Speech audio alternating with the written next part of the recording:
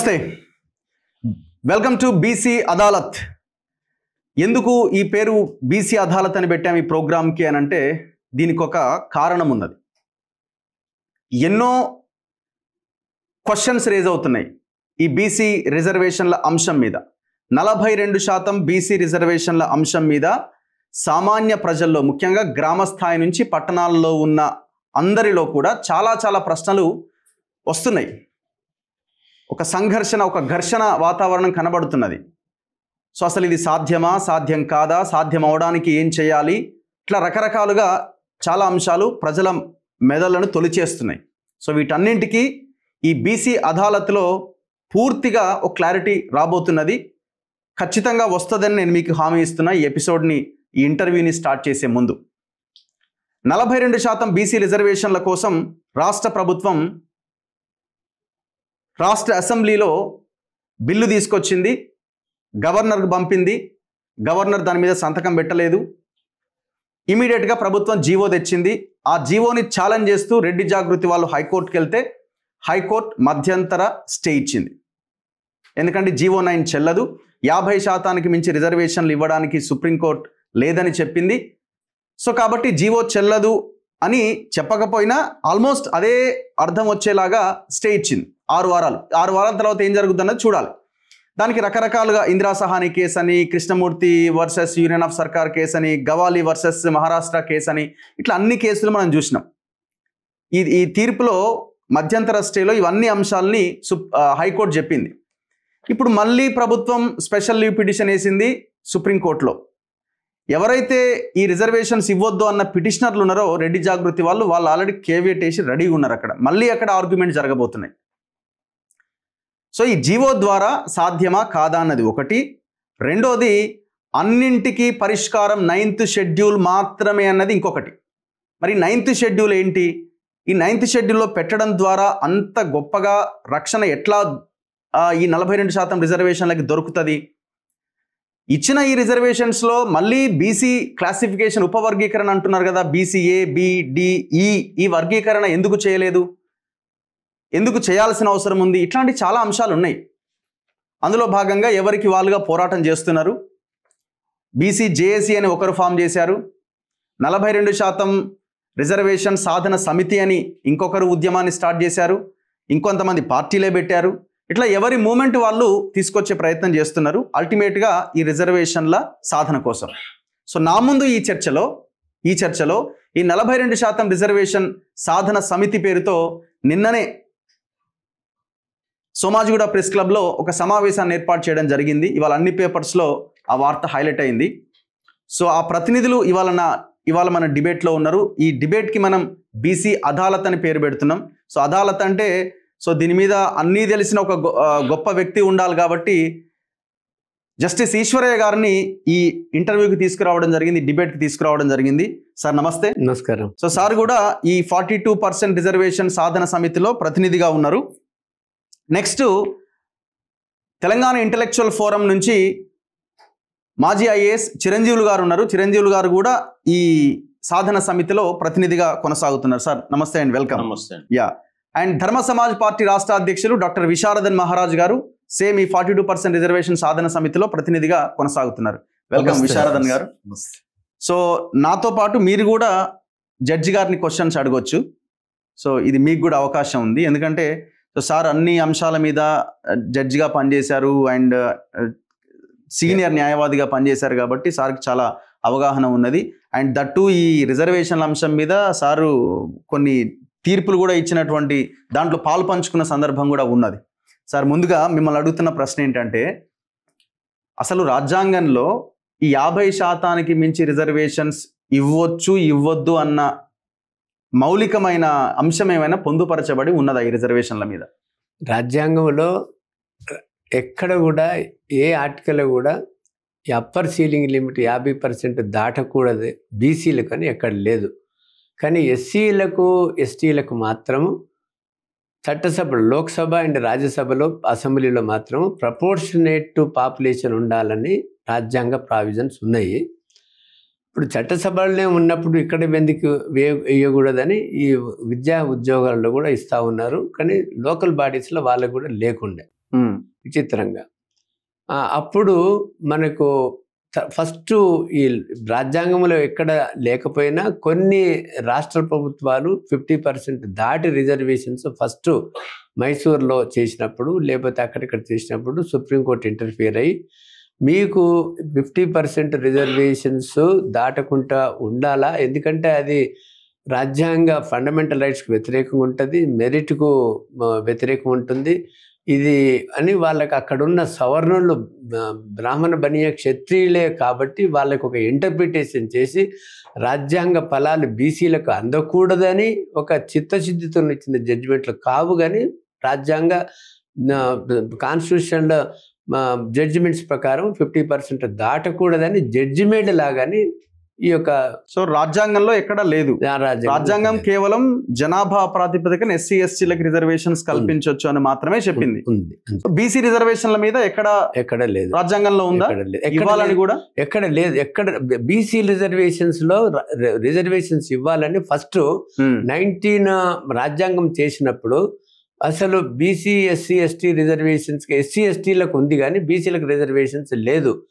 Article 340 ఒకటే పెట్టి article 340 socially educationally backward క్లాసెస్ని గుర్తించి వాళ్ళు అనుభవించేటువంటి కష్ట సుఖాలు స్థితిగతులను వాళ్ళకున్న ఎట్లా ఉంది అని అన్ని పూర్వపరాలు పరిశీలించి వాళ్ళకు తగిన నిర్ణయాలు తీసుకునే హక్కు ఒక రాష్ట్రపతి కమిషన్ వేసి వాళ్ళు చేసుకోవాలని ఆర్టికల్ 340 ప్రకారం చెప్తుంది.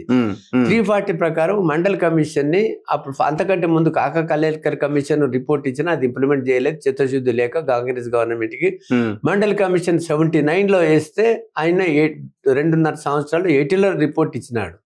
10 ఏళ్ళు పెండింగ్ పెట్టుకొని 90లో అప్పుడు విపి సింగ్ నేను ఇంప్లిమెంట్ చేస్తా మండల్ కమిషన్ రిపోర్టు అని ఆయన డిక్లేర్ చేసినప్పుడు ఆయన బహుశా 7th ఆగస్టు అనుకుంటే మొత్తం దేశమంతా బగ్గున మండిపోయి అప్పుడు మొత్తం అగ్రకులాల వాళ్ళు బీసీలను కూడా ఎగేసి ఎన్నోన్ని అబండాలు వేసి దాని మీద పెద్ద ఎజిటేషన్ చేస్తుంటే అప్పుడు అంటే మండలికి వ్యతిరేకంగా కమండల్ మూవ్మెంట్ తీసుకొచ్చి కమండల్ ఉద్యమం ఆపింది నిజంగా ఆ మహానుభావుడు. మరి బీహార్లో జొర్రకుంట బీహార్లో బార్డర్ రాగానే బంధించి తీసుకువెళ్ళి పెట్టినటువంటి లాలూ ప్రసాద్ యాదవ్ ఆ యొక్క కమండల్ని ఉద్యమాన్ని ఆపగలిగినాడు.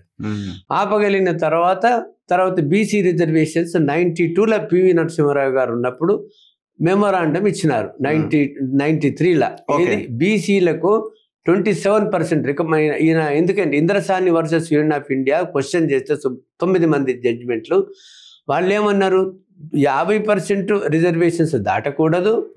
దాని తర్వాత మనకు ఇది ఎకనామికల్లీ వీకర్ సెక్షన్స్ 10% ఇచ్చిండ్రు, అది కాన్స్టిట్యూషన్ ప్రకారం చెల్లనేరవి అని 9 మంది జడ్జిమెంట్లు ఇస్తే దీనికి ఒక మెమోరాండం ఇచ్చినారు 93లో. సో అప్పటి నుంచి 27% రిజర్వేషన్స్ కేంద్ర ప్రభుత్వ ఉద్యోగాలు వస్తున్నది. రాష్ట్ర ప్రభుత్వాలు అప్పుడు నెహ్రూకు ఇష్టం లేదు. 1962లో ఒక లెటర్ రాసినారు, మేము కులగణన చేసేది మా యొక్క పాలసీ కాదు, బీసీలకు రిజర్వేషన్ ఇచ్చేది మా పాలసీ కాదు, మీ రాష్ట్రాలు ఏ రాష్ట్రాలు ఆ రాష్ట్రాలు మీరు కమిషన్ వేసుకొని మీరు రిజర్వేషన్స్ ఇచ్చుకోవాలంటే మాకేం అభ్యంతరం లేదని నెహ్రూ 62లో లెటర్ రాస్తే అప్పుడు మన దగ్గర ఫస్ట్ అనంతరామన్ కమిషన్ 1970లో ఆయన 70లో సబ్మిట్ చేసేస్తే 72కి వెళ్ళి విద్యా ఉద్యోగాలు బీసీలకు మన ఆంధ్రప్రదేశ్లో వస్తుంది. అట్లనే ప్రతి రాష్ట్రంలో కూడా వాళ్ళకు ఒక సో ఆనాటి నుంచి కుట్ర స్టార్టింగ్ నుంచే నడుస్తూ వస్తున్నది. కుట్ర ఎప్పుడైతే వాళ్ళు సుప్రీంకోర్టులో వేశారో అప్పుడే ఇందిరా సహాని కేసు స్టార్ట్ అయింది, అంతే కదా? అవును. అంటే ఇందిరా సహాని కేసులో వచ్చిందే 50% దాటకూడదని, ఎందుకంటే వీళ్ళు వెళ్ళి కేసు వేసారు కాబట్టి. ఇందిరా సహాని కంటే ముందు కూడా కొన్ని జడ్జిమెంట్స్ ఉన్నాయి. ఇంకా 9 మందికి ఇది కాన్స్టిట్యూషన్ జడ్జిమెంట్ కాబట్టి ఆ జడ్జిమెంట్ అన్ని కోర్టుల మీద అందరి మీద అది అప్లై అవుతుంది కాబట్టి ఇక ఇంద్రసాని తర్వాత సీల్ అయిపోయింది 50% దాటకూడదని. కానీ ఒక విచిత్రం మనం తెలుసుకోని విషయం ఏంటంటే 92లో ఇంద్రసాని వచ్చింది. ఇంద్రసాని 92లో వస్తే తర్వాత అదే 93లో లోకల్ బాడీస్లో రిజర్వేషన్స్ కల్పించడానికి పార్లమెంటే చట్టం అమెండ్ చేసింది.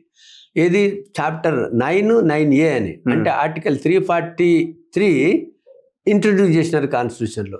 343 ప్రకారం ఎస్సీ ఎస్టీలకు జనాభా ప్రాతిపదికగా రిజర్వేషన్స్ లోకల్ బాడీస్లో వస్తాయి, మున్సిపాలిటీలో పంచాయతీ ఇది లోకల్ బాడీస్లో బీసీలకు మాత్రం ఏ రాష్ట్రం ఆ రాష్ట్రం ఒక చట్టం చేసుకోవాలి. అడెక్వేట్ రిప్రజెంటేషన్ వరకు ఎంత ఉందో ఏ రాష్ట్రం జనాభా ఎంత ఉందో మాకు తెలియదు కాబట్టి వివిధ రాష్ట్రాలే చట్టం చేసుకోవాలని అందులో ప్రొవిజన్ పెట్టిండ్రు.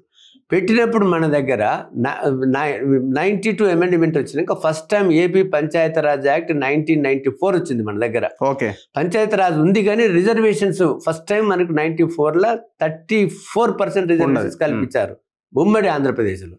సో 94 నుంచి 2012 వరకు మనకు 34% రిజర్వేషన్స్ మనం ఇంప్లిమెంట్ చేసుకున్నాము. అది బ్రేక్ పడ్డది 2017లో బ్రేక్ పడింది. అది అంటే మళ్ళీ కోర్టుకి వెళ్ళి 34% వల్ల 50% దాటుతుందని మళ్ళీ కేసు. అప్పుడు కేసీఆర్ అంటే అప్పుడు 2011లోనే సుప్రీంకోర్టు అప్పుడు ఎలక్షన్స్ వెళ్తే ఏమన్నారంటే ఇప్పుడు ఆల్రెడీ ఎలక్షన్స్ నోటిఫికేషన్ ఇష్యూ చేసినారు, ఈ ఒక్కసారి మాత్రం ఎలక్షన్స్ జరపనియండి, వచ్చేసారికి మాత్రం మీరు అమెండ్ చేసుకోవాలా అని ఒక కాంప్రమైజ్ కింద ఆ కేసు క్లోజ్ చేసినారు. క్లోజ్ చేసినాక 2017లో అంటే కాన్స్టిట్యూషన్ అమెండ్మెంట్ చేయకుండా కులగణన చేయకుండా చేస్తే అంటే ఇప్పుడు నా ప్రశ్న ఏంటంటే రాజ్యాంగంలో ఎక్కడా కూడా లేదు బీసీలకి రిజర్వేషన్స్ ఇవ్వద్దు అని ఎక్కడా కూడా లేదు. జనాభా ప్రాతిపదికన ఎస్సీ ఎస్టీలకు రిజర్వేషన్ ఇవ్వాలని ఉన్నది. కానీ రిజర్వేషన్ ఇవ్వడాన్ని ఎందుకు కోర్టులు అడ్డుకున్నాయి అన్నది ఇక్కడ మౌలికమైన ప్రశ్న జనాల్లో ఉన్నది. మరి ఎందుకు ఈ రిజర్వేషన్ వాళ్ళకి ఇవ్వడానికి అడ్డుకున్నారు అని అంటే మనం ఏం దీని గురించి మాట్లాడొచ్చు? ఓకే సార్, ఇప్పుడు రాజ్యాంగంలో బీసీలకు రిజర్వేషన్ ఇవ్వద్దు అని ఎక్కడ లేదు. ఈవెన్ ఆర్టికల్ 16(4)లో ఏమంటాడంటే, ఆర్టికల్ 16(4) అమెండ్ చేయలే, 15(4) అనేది ఫస్ట్ అమెండ్మెంట్ ద్వారా వచ్చింది. 16(4)లో ఎడోకేసి అంటే సరి అయినంత మంది వాళ్ళు రిప్రజెంటేషన్ లేకపోతే బ్యాక్వర్డ్ క్లాసెస్ స్కీమ్ అన్నాడు. బ్యాక్వర్డ్ క్లాస్ అంటే it includes SC ST also. How it is written, I will just read it out in the Constitution. 16(4) backward class. 16(4) backward class అని శబ్దం ఇక్కడ అది సార్ చెప్పింది కరెక్ట్. ఆర్టికల్ 340 ఒక్క నిమిషం ఇక్కడ ఏం చెప్తుందంటే మనకు article 16(4) of the Indian Constitution allows the government to make provisions for reservation in appointment or post for any backward class of the citizens. That is not adequately represented in public service. So ఇక్కడ proportionate అనకుండా ఎడకోసి అన్నాడు. అంటే సరి అయినటువంటి ప్రాతినిధ్యం లేదు అని అనుకున్నప్పుడు ప్రభుత్వాలు బ్యాక్వర్డ్ క్లాసెస్ కు రిజర్వేషన్ ఇవ్వచ్చు. ఆర్టికల్ 16(4)లో ఉన్న అంశం మొదటి నుంచి ఉంది, ఇది మధ్యలో వచ్చింది కూడా కాదు, భారత రాజ్యాంగంలో మొదటి నుంచి ఉంది. సో మనం ఇక్కడ చెప్పేది ఏంటంటే 15(4) అనేది తర్వాత వచ్చింది. మొదటి రాజ్యాంగ సవరణ ద్వారా 15(4) వచ్చింది.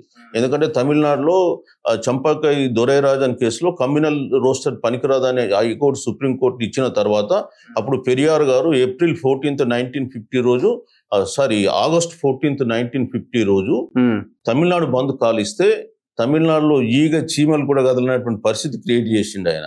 దాంతో నెహ్రూ దిగొచ్చి మొట్టమొదటి రాజ్యాంగ సవరణ చేసి 15(4) పెట్టించారు. అంబేద్కర్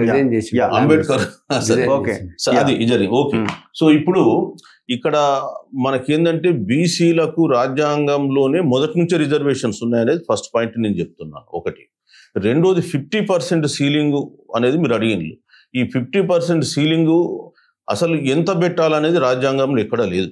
ఈవెన్ మీరు చూసినట్టయితే అది కూడా మీకు చెప్తాను. విద్య సార్ ఆల్రెడీ చెప్పిండు, నేను దాన్ని క్లారిఫై చేస్తున్నాను. విద్యా ఉద్యోగాలలో ఎస్సీలకు కూడా జనాభా దామాషా ప్రకారం ఇవ్వాలని ఎక్కడా లేదు రాజ్యాంగంలో. కేవలం చట్టసభలలో ఆర్టికల్ 330 లోక్సభలో వాళ్ళ జనాభా దామాషా ప్రకారం ఇవ్వమంది. ఆర్టికల్ 332 శాసనసభలో వాళ్ళ జనాభా దామాషా ప్రకారం రిజర్వేషన్ ఎస్సీ ఎస్టీ అది కూడా 10 years వరకు ఇవ్వండి అన్నారు. సరే 10 years తర్వాత ఎవ్రీ ఇయర్ మనం అమెండ్ చేస్తాం, దట్స్ ఎ డిఫరెంట్ ఇష్యూ.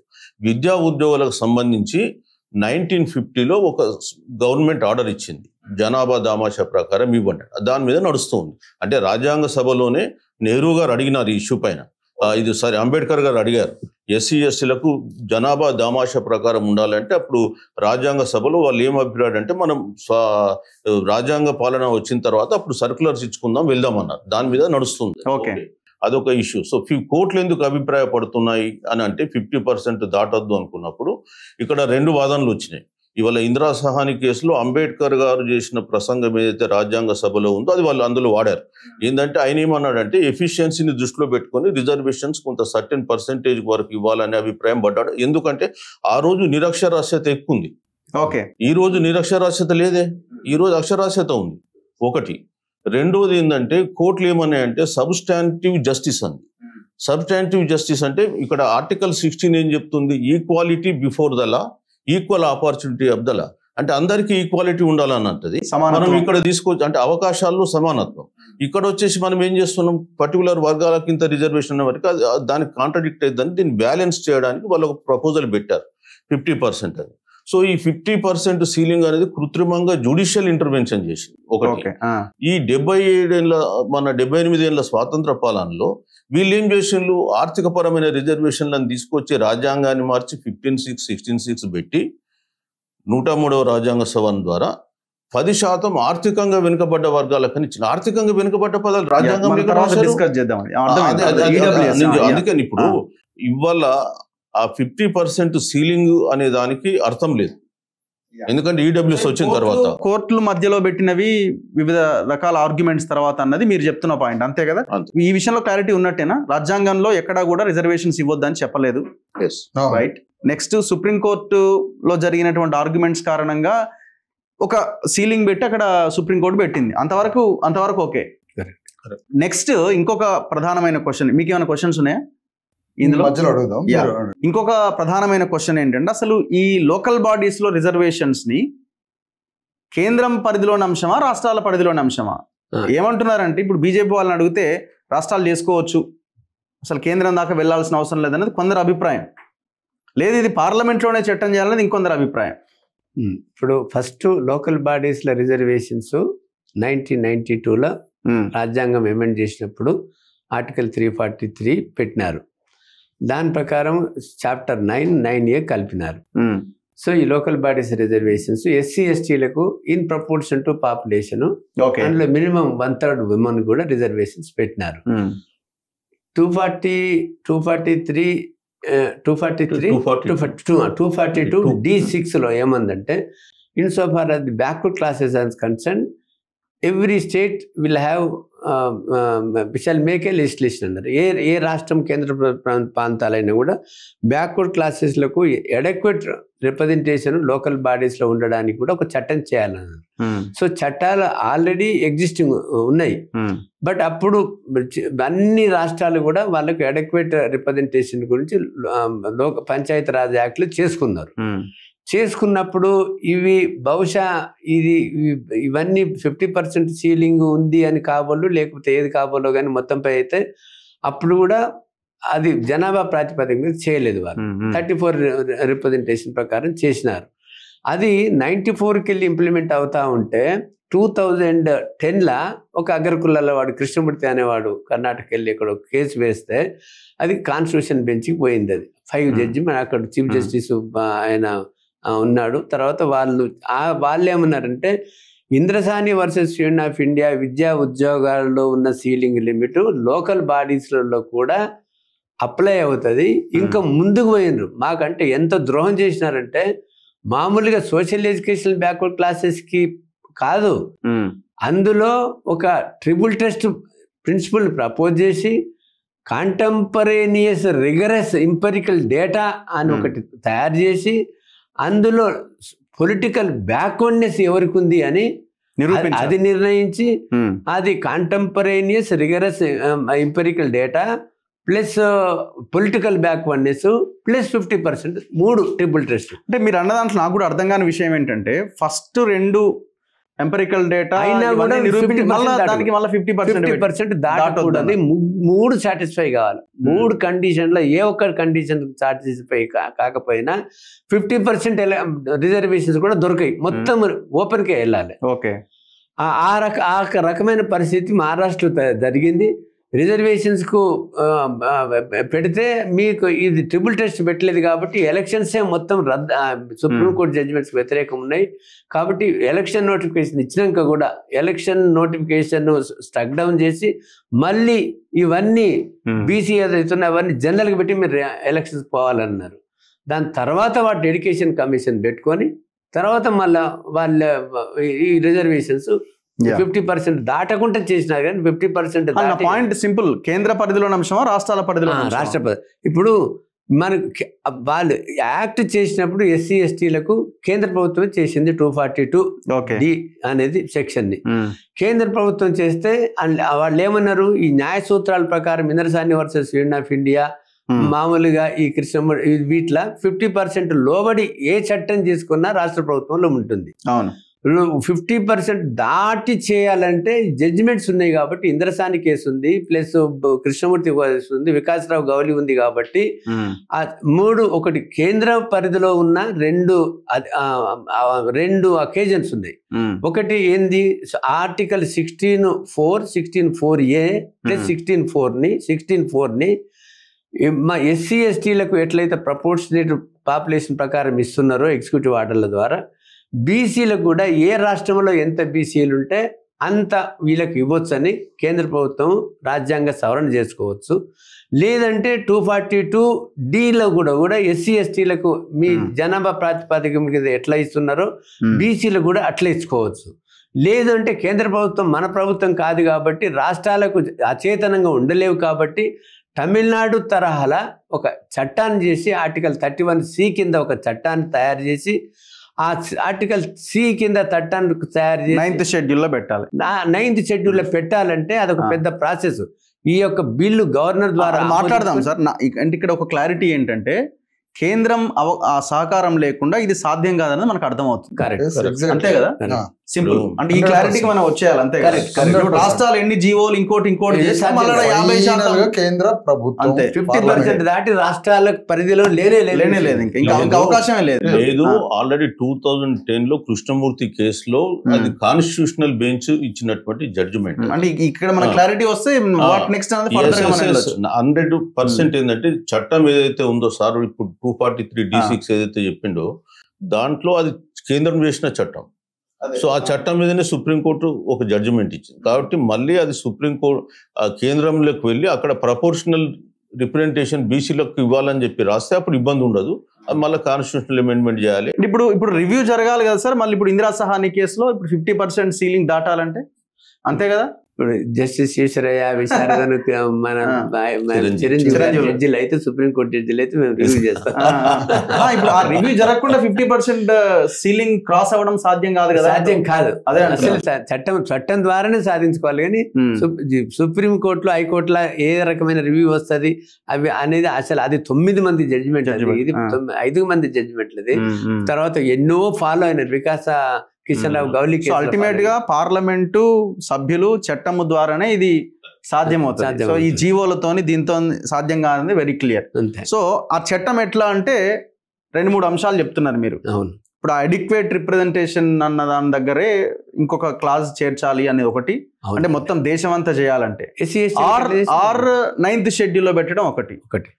ఏది అంటే ఏం సూచిస్తారు మీరు? ఉన్న ఆప్షన్ ఏంది నెక్స్ట్? ఇప్పుడు ఇది కేంద్ర ప్రభుత్వంలో పరిధిలో అయితే ఆర్టికల్ 16, 15 అమెండ్ చేస్తారు, లేకపోతే 242D అమెండ్ చేస్తారు. వాళ్ళు మొదటి నుంచి బీజేపీ బీసీలకు మనకు అంటే బీసీలకు మిత్రపక్షం కాదు, మిత్ర పార్టీ కాదనే వస్తుంది. ఎందుకంటే మొదటి నుంచి కులగణకు వ్యతిరేకం ఉన్నారు.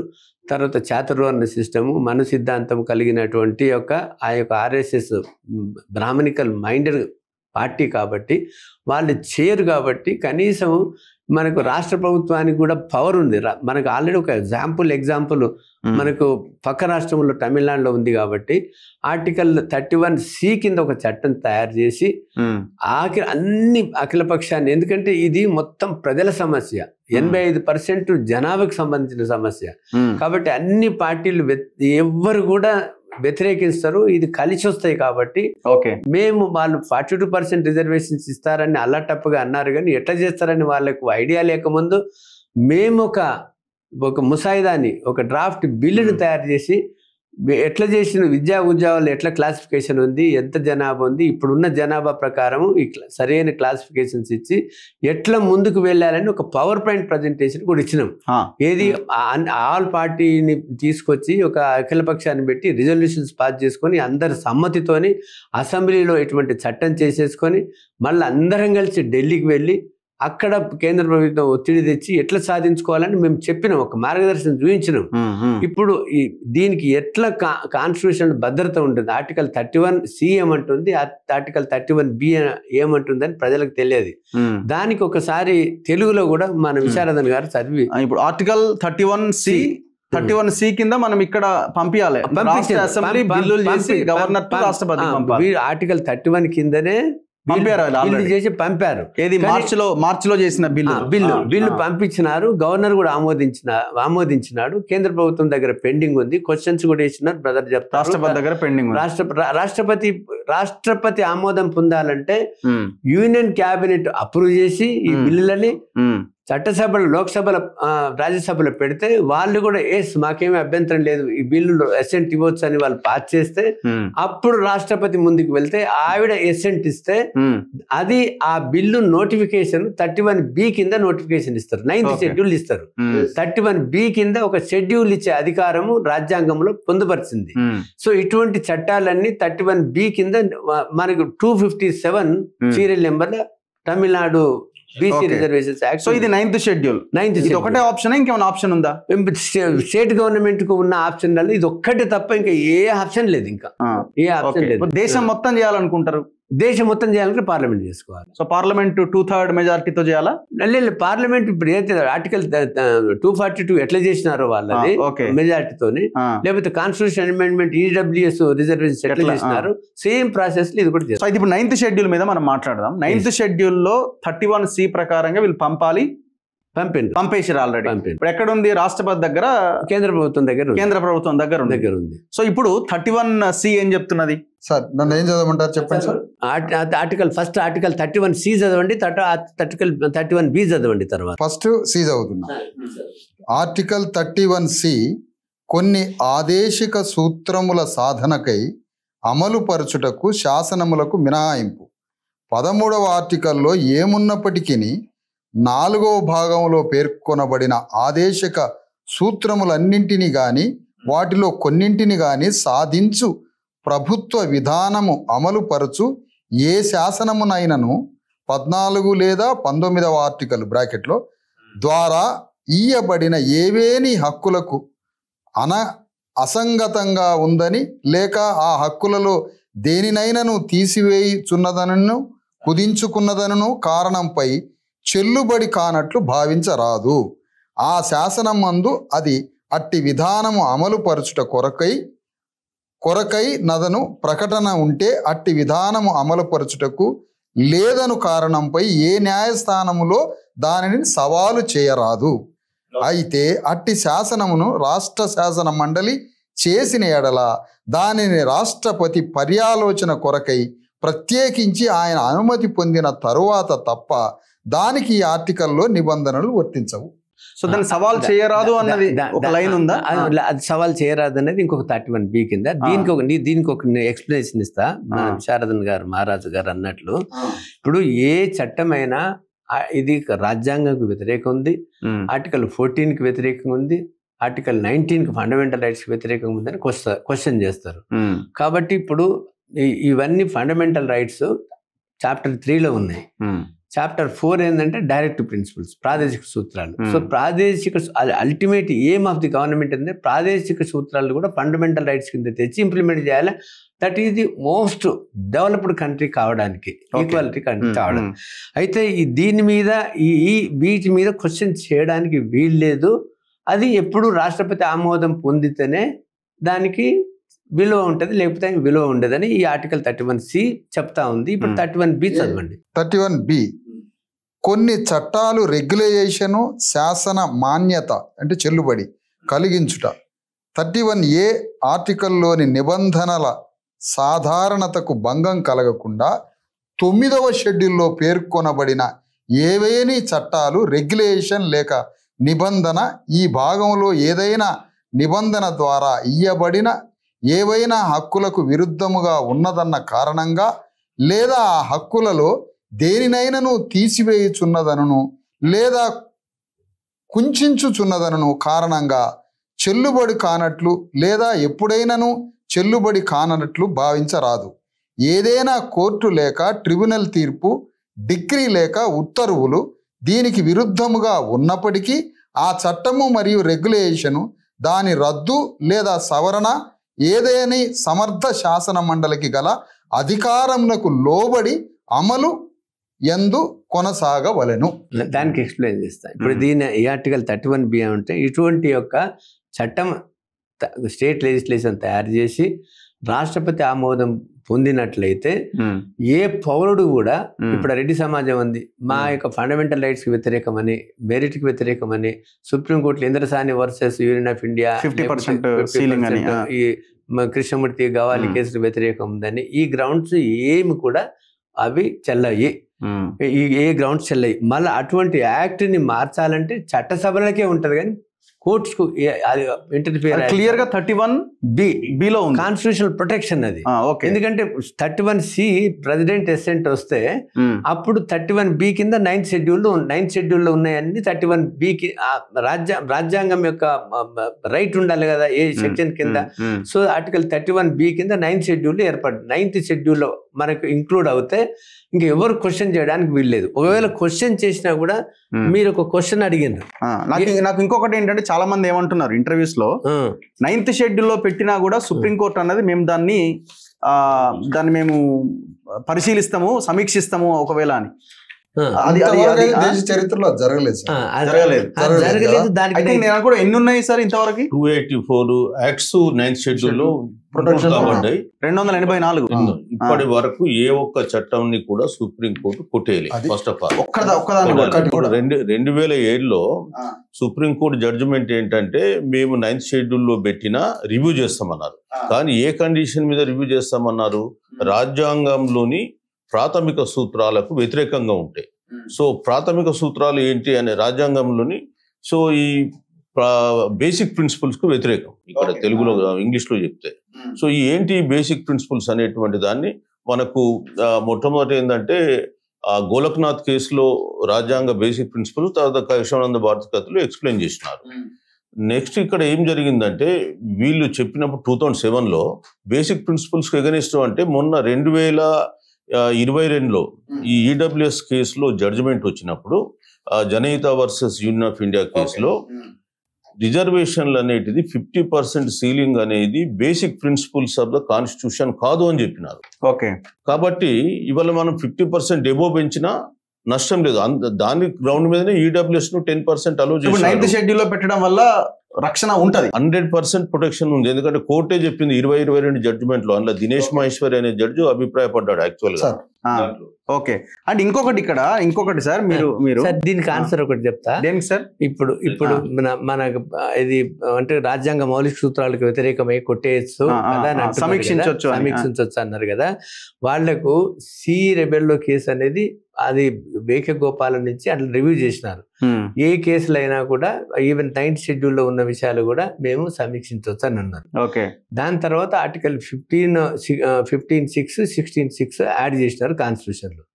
మేము క్వశ్చన్ చేసినాం. All India backward class federation, జనహిత అభియానం, మిగతా వాళ్ళందరూ క్వశ్చన్ చేసినారు. లీడ్ ఆర్గ్యుమెంట్స్ మాయే professor Mohan Gopal all India backward class దాంట్లో చేసినారు. అందులో ఏమన్నారంటే మేము ఆర్గ్యూ చేసింది అది ఇది ఫండమెంటల్ ప్రిన్సిపల్స్కి వ్యతిరేకము, బేసిక్ ప్రిన్సిపల్స్కి వ్యతిరేకము, ఇది కాన్స్టిట్యూషన్ సూత్రాలకు వ్యతిరేకం అని మేము ఆర్గ్యూ చేస్తే సామాజిక న్యాయం అనే ఏదైతే సబ్జెక్ట్ ఉందో that is not against the basic structure. అది social justice is foundation of the constitution అది.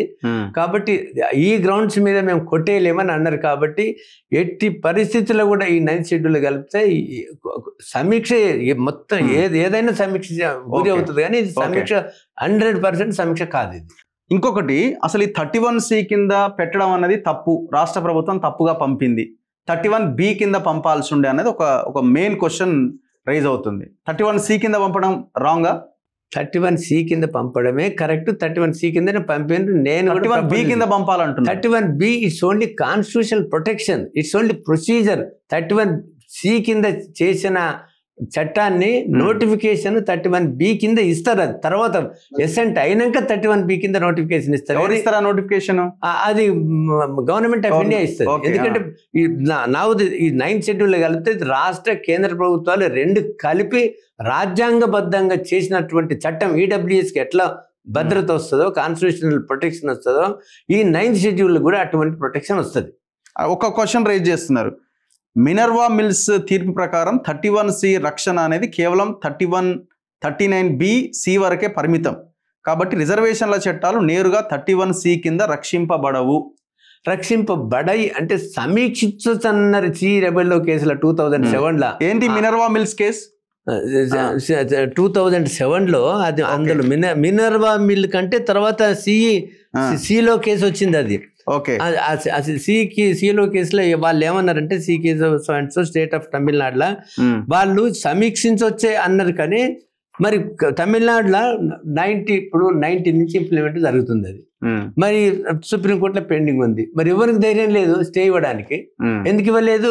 వాళ్ళకి అండ్ల వాళ్ళకి ఫండమెంటల్ రైట్స్ ఉన్నాయి, మరి కాన్స్టిట్యూషనల్ పవర్ ఉంది కాబట్టి, కేంద్ర రాష్ట్ర ప్రభుత్వాలు కలిసి చేసినాయి కాబట్టి అక్కడ లేదు. వీళ్ళు ఏమన్నారంటే మీరు చదువుతా నేను చూడండి. ఇప్పుడు మీరు ఇది 2007లో ఇచ్చిన జడ్జిమెంట్ ఏమన్నారంటే majority judgement in the Kesavananda Bharati case requires the validity of each new constitutional law on the rights guaranteed under Part 3 has to be taken into account for determining whether or not is destroys the basic structure. Fundamental rights కూడా basic స్ట్రక్చర్స్కి వ్యతిరేకమా కాదా అనేది సమీక్షించి వచ్చేది మాకు power ఉన్నది. కానీ next ఏమన్నారు? All amendments under the constitution made after 1973 by which the 9th schedule is amended by inclusion of various laws herein shall have to be tested on the touchstone of the basic essentials of features of the constitution as reflected in article 21, 19 and 14 అన్నారు.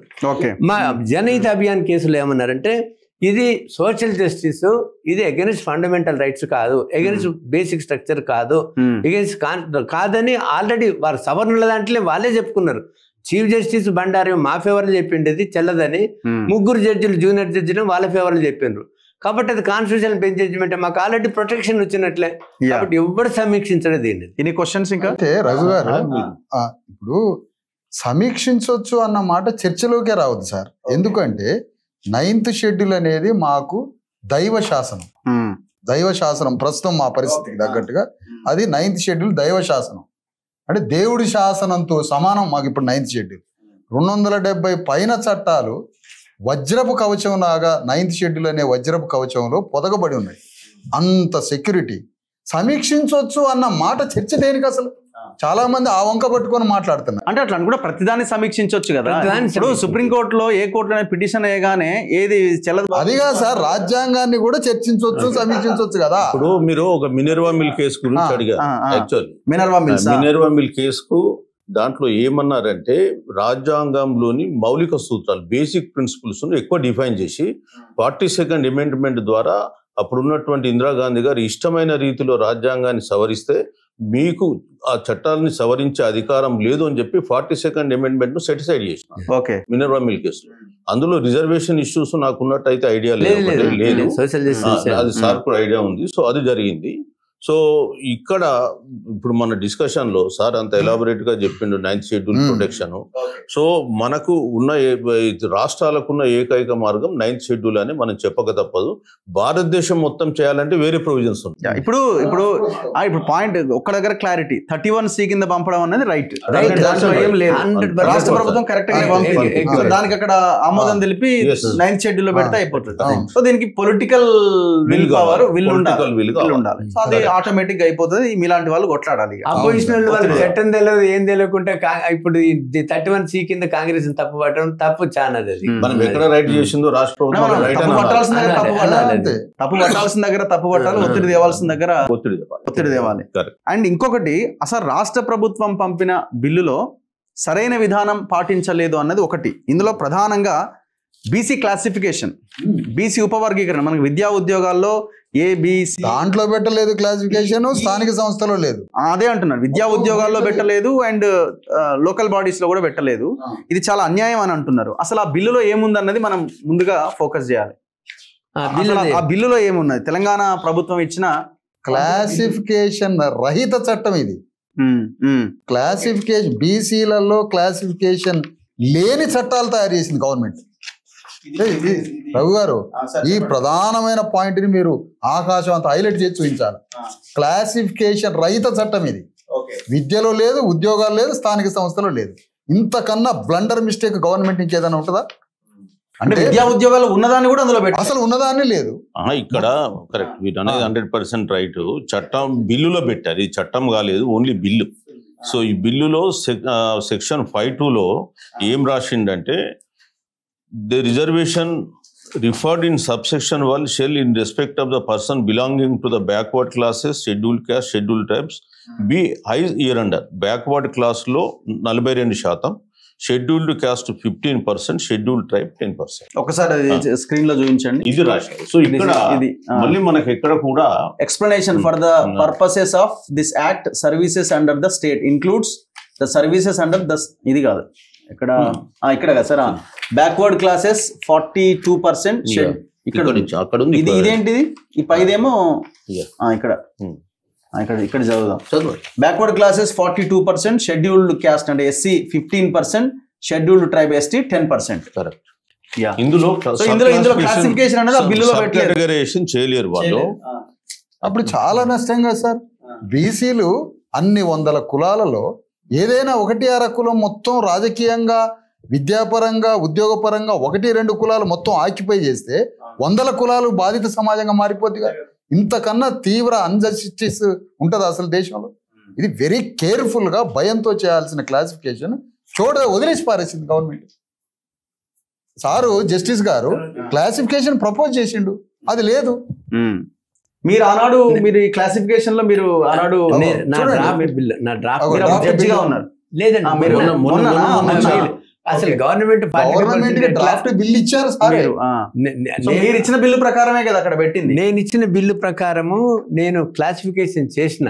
Okay, ఇప్పుడు వాళ్ళు 42% declare చేసిండ్రు already. 42% declare చేసి ఎట్లా మేము చట్టం చేయాలని వాళ్ళకి తెలియదు. అసలు మొదటి నుంచి అండి కులగణన టేకప్ చేసిన కానించెల్లి ఆ కులగణన ఎట్లా తప్పులు తడకనో, ఆ ప్రొసీజర్ అని ఎట్లా తప్పులు తడకనో నెక్స్ట్ చెప్తా. సరే ఏదో ఒకటి చేసిండ్రు కదా, దాన్ని సమర్థించుకోవాలని 42% ఒక బిల్లుని, అదే తక్కువ మొత్తానికి అక్కడ ఆగిపోయింది కదా, చట్టాన్ని రాసుకోవాలని నేను ఇందులో రాసిన. ఏది representation referred to in sub, ఏది 42% ఇస్తామన్నారు కదా దానికి. బట్ యాక్చువల్గా 42% కాదు ఇది. ఇది ఎక్కువ. మనకి బీసీలకి 42% ఇచ్చినా కూడా బీసీలకి 42% ఏ లెక్క ప్రకారం ఇచ్చిందో 56% బీసీ జనాభా ఉంది కాబట్టి ఒక 10% అందులో ముస్లిమ్స్ ఉన్నది. ఒక తప్పుల తడక బీసీలు అందులో 10% వాళ్ళు ఉన్నారు కాబట్టి 50 అంటే 46కు 42% ఇస్తామని వాళ్ళకు ఊహించుకొని చేసినారు. అది మరి ఏ జనాభా లెక్కల ప్రకారం క్లాసిఫికేషన్ ఏం చెప్పారు? ఏ జనాభా లెక్కల ప్రకారం మొన్న 2023లో చేసిన 24లో చేసిన జనాభా లెక్కల ప్రకారం 25లో కులగణన ప్రకారం. మరి ఎస్సీ ఎస్టీలకు ఏ జనాభా ప్రకారం 2000 ఏమిటి? వాళ్ళు ఏం అన్యాయం చేసినారు? వీళ్ళు బీసీలేమో 2025 కులగణన ప్రకారం వీళ్ళకి ఇస్తానంటావు, ఎస్సీ ఎస్టీలకి ఏమో 15 ఏళ్ల కింద నువ్వు పెరిగితే ఇస్తామంటావు. అందుకని నేనేం చేసిన 20% బీసీలకు ఇవ్వాలా, 10% ఎస్టీలకు, ఎస్సీలకు ఇవ్వాలి, 10% ఎస్టీలకు ఇవ్వాలి, బీసీలకు నువ్వు 42% ఇస్తున్నావు, అది ఇస్తాం. ఇప్పుడు ఇంట్లో కాంట్రవర్సీ చేస్తే బాగుండదని ఈ 42%నే నేను డివైడ్ చేసి ఇగో ఈ రకంగా డివైడ్ చేసి రాసిన. మీరు చూపించండి, దిస్ నా బిల్. ఇది నా బిల్. అది గవర్నమెంట్ కి ప్రపోజ్ చేసిన బిల్ డ్రాఫ్ట్. బ్యాక్వర్డ్ క్లాసెస్ లో బీసీఏ కి 11% ఇచ్చారు, బీసీబీ కి 15%, బీసీసీ కి 1%, బీసీడీ కి 11%, బీసీఈ 4%. వీళ్ళు బీసీఈలు అంటే ముస్లిం కమ్యూనిటీస్ ఉన్న రిజర్వేషన్ 4% ఉన్నది, 4% పెట్టారు. సో మొత్తం 42% డివైడ్ చేసి క్లాసిఫికేషన్ మించిన సోషల్ జస్టిస్ ఏముంటుంది సార్? దీన్ని ఏం చేసిరంటే గవర్నమెంట్ ఏం చేసిందంటే సింపుల్ గా దీన్ని మూసేసి 42% బ్యాక్వర్డ్ క్లాసెస్ బీసీలు 42, ఎస్సీలు 15, ఎస్టీలు 10 అని అదే మరి దీని వెనక కుట్ర ఏంటి అంటున్నా. సింగిల్ లైన్ ఎస్సీలకు అది అన్యాయం, కాదండి, ఎస్టీలకు దీని వెనక కుట్ర ఏంది అంటే బీసీలలో ఒకే కులం మొత్తం రిజర్వేషన్ తినాలా ఏమనుకోవాలా? ఇప్పుడు దీన్ని ఆధారంగా చేసుకుని బీజేపీ వాళ్ళు ఒక వాదం లేవదీశారు. అది ముస్లిమ్స్ మనం మళ్ళీ మాట్లాడదాము. సో ఇప్పుడు ఇది క్లాసిఫికేషన్, ఇది క్లాసిఫికేషన్ జరగలేదు. బీసీ అసలు ఎస్సీలకు అన్యాయం చేసిండ్రు, ఎస్టీలకు అన్యాయం. 2011 పాపులేషన్ వీళ్ళు తీశారు కదా. వీళ్ళు ఇప్పుడు cost senses, dedicated commission, planning commission, 1 man commission, expert commission, ఇంతమంది 4 కమిషన్లు పెట్టి 200 కోట్లు. ఇప్పుడు అందుకే కదా ఆ సంచార జాతులు వీళ్ళందరూ వెళ్ళి హైకోర్టులో పిటిషన్ వేసి రిజర్వేషన్ కి అనుకూలమే గానీ ఇది ఎట్లా మరి అడుగుతున్నారు వాళ్ళు. అంటే వేయాలనా లేకపోతే వాళ్ళు వేయాలనా? అటు వేయాల్సిందే కదా సార్. మరి గవర్నమెంట్ ఇంటెన్షన్ వేయాలనే కేసులు వేయాలనా వాళ్ళ మీద? వాళ్ళు కామారెడ్డి డిక్లరేషన్ లో స్పష్టంగా చెప్పిండు సబ్ కేటగరైజేషన్ చేస్తామని. ఉపవర్గీకరణ అన్నారు, చేయలేదు. స్పెషల్ గా అన్నారు ఎంబీసీ. అండ్ ఇంకొకటి ఇందులో ప్రధానంగా మొన్న బండి సంజయ్ మాట్లాడుతున్నారు, బీసీలు రిజర్వేషన్ మొత్తం ముస్లింలకు ఇవ్వడానికి పెద్ద కుట్ర జరుగుతుంది, దేశవ్యాప్తంగా జరుగుతుంది ఒకవేళ ఇక్కడ అయిపోతే. సో దీన్ని ఖచ్చితంగా మేము అడ్డుకుంటాము అని. సరే, దీని గురించి నేను చెప్తా సార్ కూడా, ఎందుకంటే సార్ ధర్మాసనంలో ఉన్నాడు కాబట్టి నేను చెప్పండి. ఇప్పుడు ధర్మాసనం అంటే మీరు ఆ రోజు హైకోర్టు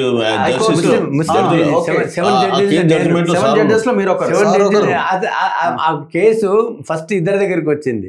ఇద్దరి దగ్గరికి వెళ్ళి మేము రిఫర్ 3 దగ్గర చేసినాం, 3కి వెళ్ళి 5కి పోయింది, 5కి వెళ్ళి 7. నేను అన్ని బెంచ్ల్లో ఉంటాను నేను. అందుకని నేను చెప్తున్నా, ఎందుకంటే అప్పుడే వచ్చింది 4% రిజర్వేషన్. లేదు మేము కొట్టేసాం అది. చెప్తాడు. జరిగింది ఏంటంటే మొట్టమొదట ఈ ముస్లిమ్స్ బీసీలో ఉండొచ్చా లేదా అనే దాని మీద మనం ఫండమెంటల్ ప్రశ్నకు పోతాం.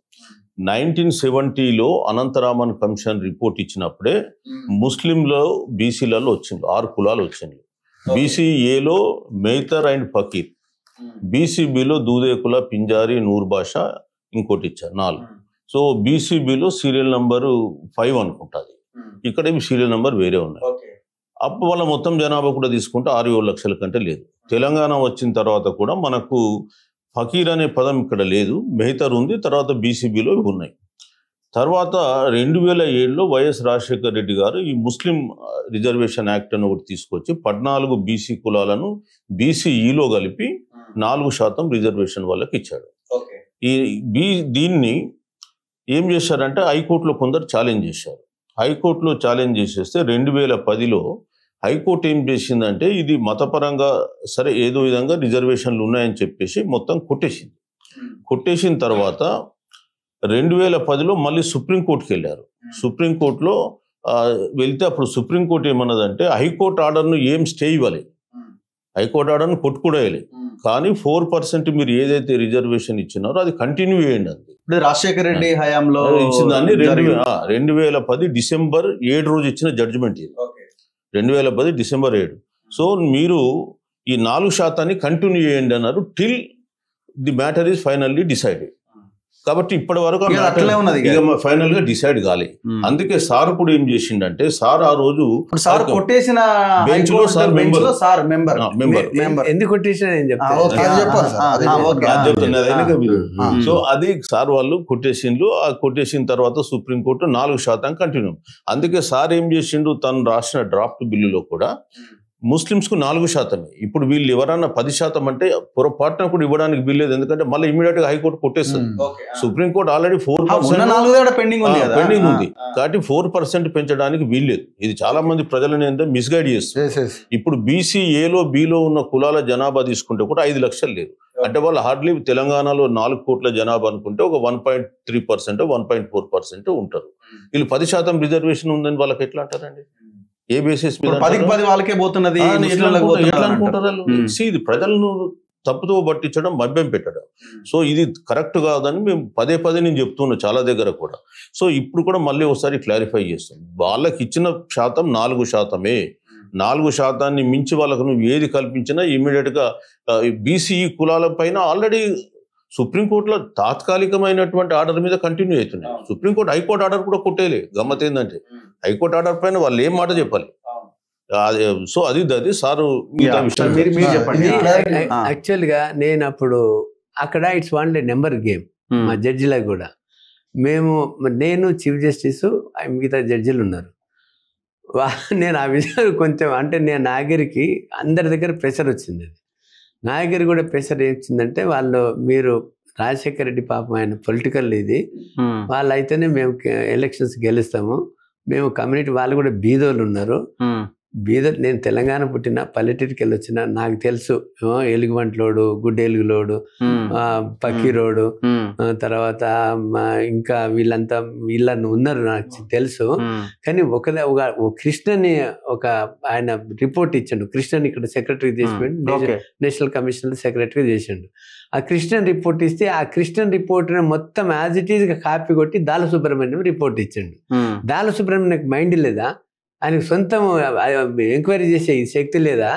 ఇప్పుడు మేము వాళ్ళు డిమాండ్స్ చేసిండ్రు. ఇప్పుడు ఖమ్మంలో ఉంటే వాడు నిజామాబాద్ ఎంక్వైరీ చేస్తాడు, కరీంనగర్లో ఉంటే ఆదిలాబాద్ చేస్తాడు. ఇదంతా తప్పలే తడక. ఇది నా దగ్గరికి వస్తే ఒక పెద్ద ఆయన వస్తే చీఫ్ మినిస్టర్ పంపిస్తే మేము పోస్ట్ పోన్ చేస్తాం, మా బెంచ్కి కన్విన్స్ చేసి మళ్ళీ మీరు ఎంక్వైరీ చేసి సరైన రిపోర్ట్ ఇవ్వడం అంటే వాళ్ళు ఆగలే. ఆగుంటే ఏమైతుంది మేము మేనేజ్ చేసుకుంటామని వాళ్ళు ముందుకు పోయారు. ముందుకు వస్తే మేము టెక్నికాలిటీ మీద సోషల్లీ ఎడ్యుకేషనల్ బ్యాక్వర్డ్ క్లాసెస్ కాదు అని కొట్టేయలేము మేము. మేము ఏం కొట్టినామంటే వాళ్ళు తగిన వాళ్ళు ఉన్నారు, బట్ ఎంక్వైరీ చేయలేదు, అది సరైన ఆధారం లేకుండా చేసినట్టు టెక్నికల్ గ్రౌండ్స్ మీద కొట్టేసినాం. మొత్తం ఫుల్ యునానిమస్ గా, అంటే డిఫర్ అయిన నలుగురు ఇది వాళ్ళు చేశారు. సో అప్పుడు ఆయన KG Krishnamurthy chief justice of India ఆయన కాంగ్రెస్ ప్రో కార్నర్ కాబట్టి ఆయన మేనేజ్ చేసుకొని హ్యూమన్ రైట్స్ కమిషన్ చైర్మన్ ఇచ్చింది ఆయనకు. సో ఆయన ఒక కాన్స్టిట్యూషనల్ బెంచ్ కి స్టే చేయలేదు, అది సస్పెండ్ చేయలేదు. ఉన్నది కంటిన్యూ చేయమని, మా జడ్జిమెంట్ ఉన్నది అట్లనే, ఉన్నది కంటిన్యూ చేసుకోమని ఇచ్చిండు. అది అట్లా ఉంటారు. ఇప్పుడు అదొకటి అయితే ఇప్పుడు ఆ 4% అవుతుందా ఈ 42% లో వీళ్ళు అమలు చేయాలనుకుంటే? 4% డిస్ప్యూట్. ఇప్పుడు అదే అంటున్నా, 4% డిస్ప్యూట్. 10%, 20% మొత్తం వాళ్ళకే పోతుంది. ఫర్ ఎగ్జాంపుల్ ఇప్పుడు ముస్లిమ్స్ అన్ని రాష్ట్రాల్లో ఓబీసీలో ఉన్నారు. ఫర్ ఎగ్జాంపుల్ ఇప్పుడు దాదాపు 20 కులాలు బీహార్ లో ఉన్నాయి. 20 కులాలు నేను చదువుతా. 20 కులాలు ఎవరెవరంటే కసాబు తర్వాత ఇవన్నీ చదువుతా. ముస్లిమ్స్ చిక్, CHIK చిక్, చూరిహార్, తర్వాత దఫాలి పోతే ధోబి, ధునియా, తర్వాత నాత్, తర్వాత నాల్బంద్, పమారియా, తర్వాత ముస్లిమ్స్ బ్రాకెట్లో ఉన్నాయి అన్ని. తర్వాత బతూరియా. మీరు ఇంట్లో చూస్తే 20 అట్లా బీహార్ లో ఉన్నాయి, ఉత్తరప్రదేశ్ లో ఉన్నాయి, తర్వాత మీకు గుజరాత్ లో ఉన్నాయి.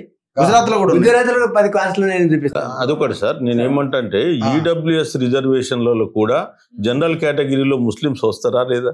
వాళ్ళు చేసిన అందరూ వస్తారు కదా. మరి మీరు చేసిన దాంట్లోనే బీసీలు ముస్లిమ్స్ ఎలిజిబుల్ ఉంటే మళ్ళీ ముస్లింలు ఉన్నారు, వీళ్ళని తీసేయాలని. రవి గారు కరెక్ట్ లాజిక్ పాయింట్ కరెక్ట్ చెప్పారు. అక్కడేమో ముస్లిమ్స్ రావచ్చు, ఇక్కడేమో రావద్దు. అంటే ఈ బండి సంజయ్, మీరు ఎవరు, ఆయన పేరు ఏంటంటే బండి సంజయ్ అంటే సెంట్రల్ హోమ్ మినిస్టర్, కేంద్ర హోంశాఖ సహాయ మంత్రి. అంటే ఒక కాన్స్టిట్యూషనల్ అంత పెద్ద పదవి బాధ్యతతో ఉండి ఒకటే మాటలో అందులో ముస్లిమ్స్ ఉన్నారు కాబట్టి మేము అసలు రిజర్వేషన్స్ ఇచ్చిందే ముస్లిమ్స్ కోసం అని రెచ్చగొట్టే మాటలు మేము ఒకటే అంటున్నాం sir. BJP party ప్రతినిధులైన Bandi Sanjay కానీ బీజేపీ పార్టీ ప్రతినిధులు ఒకటే సవాల్. స్వయంగా ముఖ్యమంత్రిగా మోడీ ఉన్న గుజరాత్ రాష్ట్రంలో 10 కులాల పైన ఎందుకు బీసీలలో చేర్పించిండు? అంతే. బీహార్లో 20 కులాలు, ఉత్తరప్రదేశ్లో 28 కులాలు, ఇక వెస్ట్ బెంగాల్ పోతే పక్కనే బంగ్లాదేశ్ కాబట్టి దాదాపు సగానికి సగం ముస్లిం కులాలు ఉన్నాయి. ఎందుకున్నాయి అంటే అక్కడ హిందూ సోషల్ ఆర్డర్లో వివక్షతకి గురైన బీసీ కులాలు హిందూ టెంపుల్స్లో ఆధ్యాత్మిక రంగాలలో ఎక్కడైతే వివక్షతకు గురైనరో ఆ గురైనటువంటి చిన్న చిన్న వృత్తులు చేసుకునేటోళ్ళు మొత్తం ముస్లిమ్స్ సూఫీలు వచ్చినప్పుడు అందులో జాయిన్ అయినప్పుడు అటు వివక్షతకు గురై ఇటు వచ్చిండ్రు. వాడి పేదరికం, వాడి పని, పేదోళ్ళై బతుకుతున్న వాళ్ళందరినీ నార్త్ ఇండియాలో చేర్పించిండ్రు. తమిళనాడులో ఉన్నాయి బీసీలలో, కేరళలో బీసీలలో, గుజరాత్ లోనే ఉన్నాయి అంటున్నారు కదా, గుజరాత్లో ఇంకేముంది? ఇంత భారీ ఎత్తునుంటే తెలంగాణలో ముస్లిమ్స్ ఇందులో చేర్చారు కాబట్టి మేము దీన్ని వ్యతిరేకిస్తున్నాం అనేది ఎంత తప్పుడు మాట. అందుకని మేము ఓపెన్గా అంటున్నాం. బండి సంజయ్ మీలాంటి జర్నలిస్టులు, బండి సంజయ్ లాంటి బీజేపీ వాళ్ళు ఒకటే సూటి కాగితాలు తీసుకొని పోవాలా. అరే బాబు, బీహార్లో ఎట్లా జాయిన్ అయ్యారు, ఉత్తరప్రదేశ్లో ఎట్లా ఉన్నారు. ఇప్పుడు సంత్ కబీర్ దాస్ ఉన్నాడు, ఆయన బట్టలు వేసే పద్మశాలి కులం, కానీ వాళ్ళు ఆ రోజుల్లో వాళ్ళలో ఒక వర్గము ముస్లింలుగా మారారు, వాళ్ళు బీసీలలో ఉన్నారు. ఇట్లా నార్త్ ఇండియాలో ఎన్నో డౌన్ ట్రాడన్ కమ్యూనిటీస్ ముస్లింలలోకి మారారు రిలీజన్ పరంగా. మరి వాళ్ళని అడ్డం పెట్టి ఇక్కడ బీసీలలో వాళ్ళు ఉన్నారు కాబట్టి ఏదనంటే మరి ఎంత తప్పుడు మాట ఇది. అందుకనే నిలబెట్టి వంగ తీసి అడగాల. మీకు నార్త్ ఇండియాలో రాష్ట్రాల్లో, మీ పాలిత రాష్ట్రాల్లో, మీ గవర్నమెంట్ ఉన్న రాష్ట్రాల్లో ఎట్లా ముస్లింలు బీసీలలో ఉన్నారు, దాని మీద మీ ఒపీనియన్ ఏంటి అని ఈడ్సుకొచ్చి ప్రెస్లలో కూర్చోబెట్టి మాట్లాడాలండి. ఇది ఎట్లా పడితే అట్లా మాట్లాడితే అది ఎట్లా కరెక్ట్ అయింది? సార్ నేను బీహార్లో ఉన్న కొన్ని కులాలు చెప్తాను సార్. చెప్పండి. బీహార్ది Bihar Bafan, BAFAN Bafan, Muslim community. అట్లా పోతే తర్వాత మన డఫర్ అరే డఫర్ గాడ్ అంటారు కదా మన డఫర్, మన స్క్రీన్ లో మనం ప్లే చేద్దాం. తర్వాత ఘోది, తర్వాత మనకు గలేరియా, తర్వాత ఘాంచి, తర్వాత హంగోరి, తర్వాత థారీ అండ్ అన్సారీ, ఆల్ ముస్లిమ్స్. అక్కడ జాట్ ముస్లిమ్స్ కూడా, జాట్లు కూడా ముస్లిమ్స్ ఉన్నారు సార్. జాట్లు కూడా ముస్లిమ్స్ ఉన్నారు అక్కడ.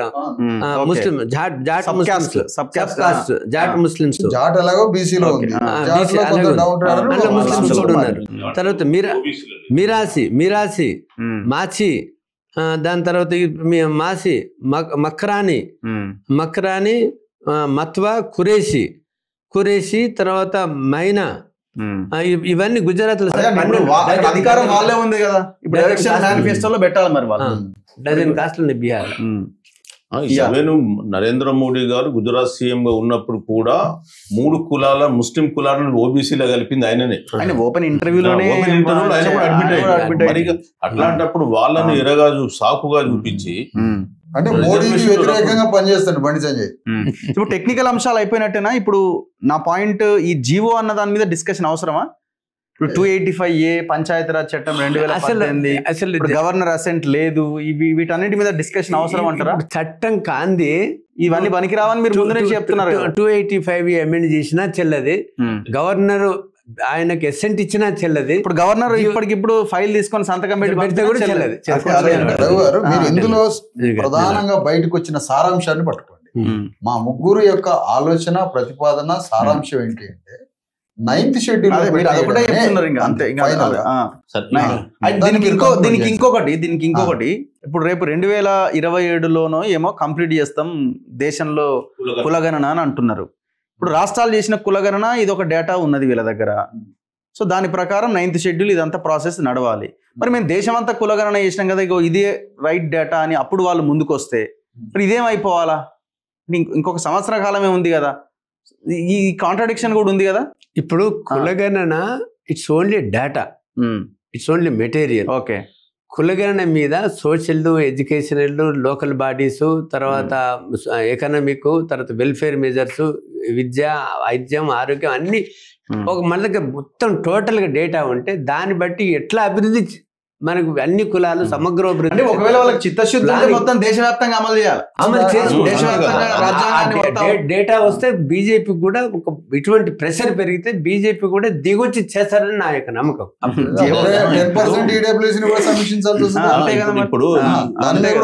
అంతే కదా. కాదు, ఇప్పుడు 2 విషయాలు ఇక్కడ మనం ఇక్కడ డిస్కషన్ లో ఉండాల్సింది. ఒకటి 50% సీలింగ్ ను బ్రేక్ చేయడానికి రాష్ట్రాలకు 9th షెడ్యూల్ ఉంది, బట్ కేంద్రాలకు ఏం ఆప్షన్స్ ఉంది, కేంద్రం ఏం చేయొచ్చు అన్నది ఒకటి మనం డిస్కస్ చేయాలి. రెండవది ఏంటంటే ఈడబ్ల్యూఎస్ రిజర్వేషన్లు లాగా మన most backward class communities, most backward, extreme backward classes you can say. MBC అనేది మోస్ట్, బట్ ఎక్స్ట్రీమ్ అనే పదం కూడా వాడచ్చు. ఎక్స్ట్రీమ్ బ్యాక్వర్డ్ క్లాసెస్ కు మనం ఏ టైప్ ఆఫ్ రిజర్వేషన్ ఈ దేశంలో అమలు చేయొచ్చు? నాకు ఒక క్వశ్చన్. ప్రధానమంత్రి పొద్దున్న లేస్తే ప్రైమ్ మినిస్టర్ బీసీ అని అంటుంటారు. ప్రైమ్ మినిస్టర్ బీసీ అగ్రవర్ణాల్లో ఉన్న పేదల గురించి ఆలోచించి ఈడబ్ల్యూఎస్ తెచ్చిండు.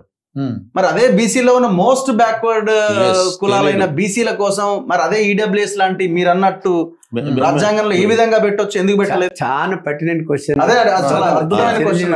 నేను చెప్పినాక సార్ దాని మీద ఎక్స్ప్లెయిన్ చేస్తాను. మీరు చెప్పండి, ఎందుకంటే ఏం చేయొచ్చు వాళ్ళ కోసం? Yes, yes.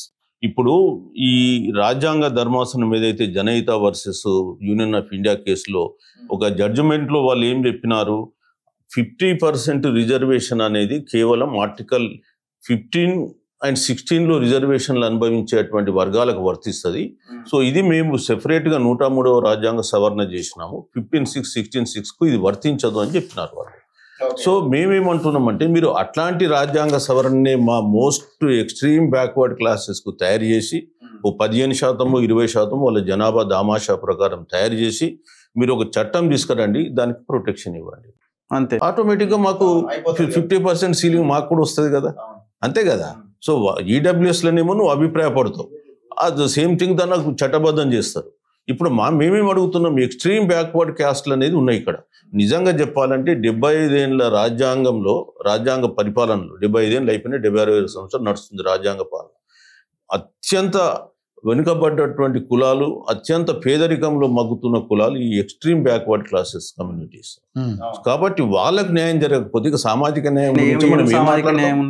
కాబట్టి మేము వాళ్ళకి న్యాయం జరపని అప్పుడు 50% సీలింగ్ కూడా ఇప్పుడు ఈడబ్ల్యూఎస్ కి ఎట్లయితే అడ్డు రాలేదో ఇది కూడా అడ్డు రాదు కదా.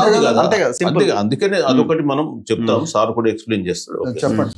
అది బ్రహ్మాండమైన పాయింట్లు అయిపోయినట్టు. వాడికంటే అడ్మినిస్ట్రేటర్ కాబట్టి ఆయనకి ఎంతో ఫీల్డ్ అనుభవం ఉంది. అడ్మినిస్ట్రేటర్ అనేది టెక్నికల్ వెపన్, హృదయం ఉండాలి. ఇప్పుడు హృదయంతో వస్తాయి. నేను chairman national commission backward classes చేసిన, ఆల్ ఇండియా తిరిగిన, అక్కడ భిక్షాటన చేసే వాళ్ళు ఉన్నారు, విముక్త జాతులు ఉన్నారు, నామడిక్ సెమీ నామడిక్ ట్రైబ్స్ ఉన్నారు, తర్వాత డినోటిఫై ఉన్నారు కదా.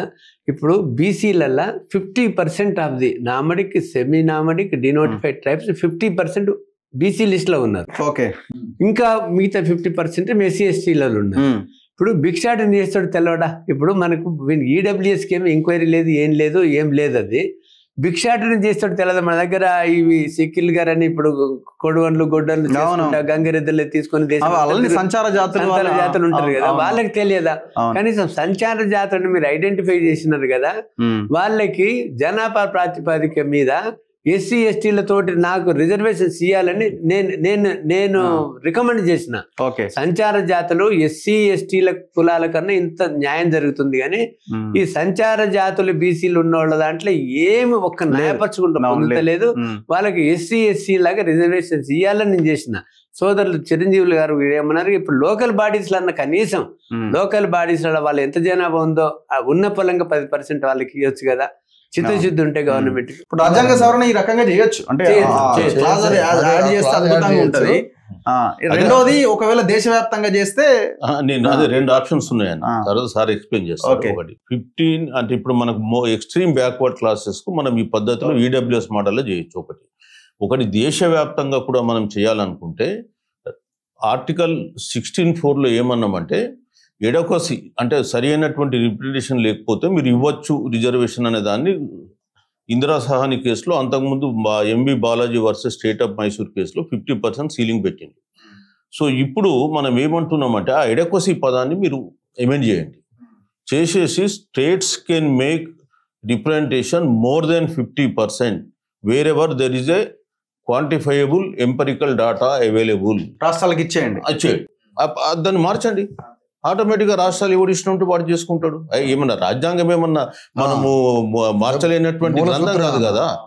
ఏది రాజ్యాంగ మౌలిక సూత్రాలకు వ్యతిరేకం కాదని మీరే చెప్పిండ్రు. ఎక్కడుంది మౌలిక సూత్రం? 50% దాటదని అక్కడ మీరు అది కాదండి. ఇప్పుడు రాజ్యాంగంలో రాజ్యాంగ సవరణ చేయొచ్చు కదా. దేశం అంతా అన్ని రాష్ట్రాలు, ఈ రాష్ట్రాలు ఈ జనాభా ఉంది, ఆ ప్రాతిపదికన మొత్తం లైన్ గా అన్ని రాష్ట్రాలను డిఫైన్ చేసి రాయొచ్చు కదా. లేదు, వాళ్ళు మీరు రాష్ట్రాలకు వదిలేయండి అని అంటున్నాను నేను. రాష్ట్రం ఇప్పుడు తెలంగాణ రాష్ట్రం ఉంది, ఇక్కడ ఎక్సెప్షనల్ కండిషన్స్ ఉన్నాయి. ఇష్టం వచ్చినట్టు చేసుకుంటారు అన్నది కాదు సార్. ఇక్కడ మనకు నేను అందుకే చెప్పిన క్వాంటిఫైయబుల్ డాటా, ఎంపరికల్ డాటా. ఎందుకు అడిగిన కోర్టుల ముందు డాటా పెట్టకపోతే డేటా ఉండాలి. అందుకనే నేమన్నా తెలంగాణలో 86% బీసీ ఎస్సీ ఎస్టీలు ఉన్నారు.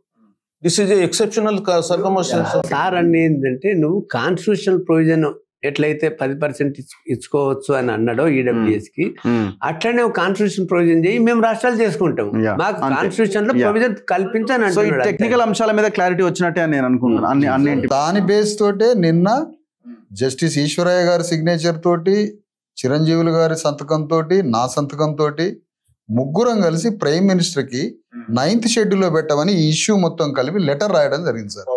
దాని గురించి ఒక 2 మాటలు చెప్పండి సార్. అదే నిన్ననే మేము ప్రైమ్ మినిస్టర్ కు civil society organisations from Telangana state seeking appointment of prime minister of India అని చెప్పేసి మేము to include 42% reservations in 9th schedule అని పెట్టినాం నిన్న. సో నిన్న అంటే మేము పంపించినాం మొన్న సార్, నిన్న కూడా డిస్ప్లే చేసిన. సో ఇది మేమేం అడుగుతున్నామంటే మీరు 9th షెడ్యూల్లో పెట్టండి, తర్వాత మాకు ఇంకా ఇతర బీసీ ఇష్యూస్ కూడా ఉన్నాయి, ఆ ఇష్యూస్ కూడా డిస్కస్ చేస్తాం.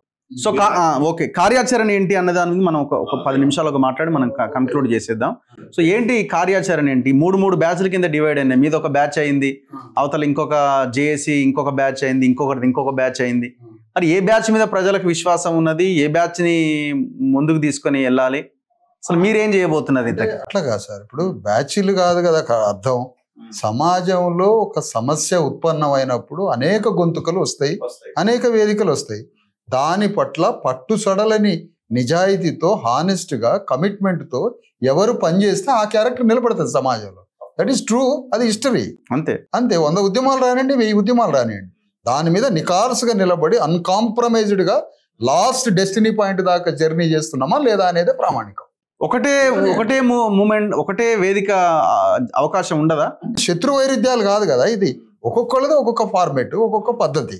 మేమేం కోరుతున్నామంటే ఇక్కడ మేము ఈ ఇష్యూ తీసుకొని ఈశ్వరయ్య గారు, మరి చిరంజీవులు గారు, మేము కొంతమంది కలిసి నిన్న 42% సాధన సమితి అని ఒక, ఎవరు ఏ ఉద్యమంలోనే ఉండొచ్చు కానీ పర్టికులర్లీ ఈ టైటిల్ మీదనే వారి చిరంజీవి గారి యొక్క ఆలోచన ప్రాతిపదిక మీద ముందు ప్రపోజ్ చేశారు. ఈశ్వరయ్య గారు నేను కూడా సరే ఇందులో చేద్దాము. జస్టిస్ ఈశ్వరయ్య గారు మీరు ఉన్నది మాకు ఒక్కరే సార్, పొరపాటు. మా దగ్గర చీఫ్ జస్టిస్ కోర్టులో ఆర్గ్యూ చేస్తుంటే పలానా ఎవరైనా అటెండరా లేకపోతే ఫ్యూనా అని అన్నాడు. ఆయన అసలు జడ్జి ఎవరు లేడా ఇక్కడ అన్నాడు. ఆ విధంగా ఎప్పుడైనా సంభవిస్తే మేము 42% సాధన సమితి అనేది ఒకటి పెట్టి దాని పేరు మీదనే ఇట్లా ఈ మూమెంట్ బయలుదేరినాం సార్. ఇక్కడ దాని మీద చేద్దాం కార్యక్రమాలని.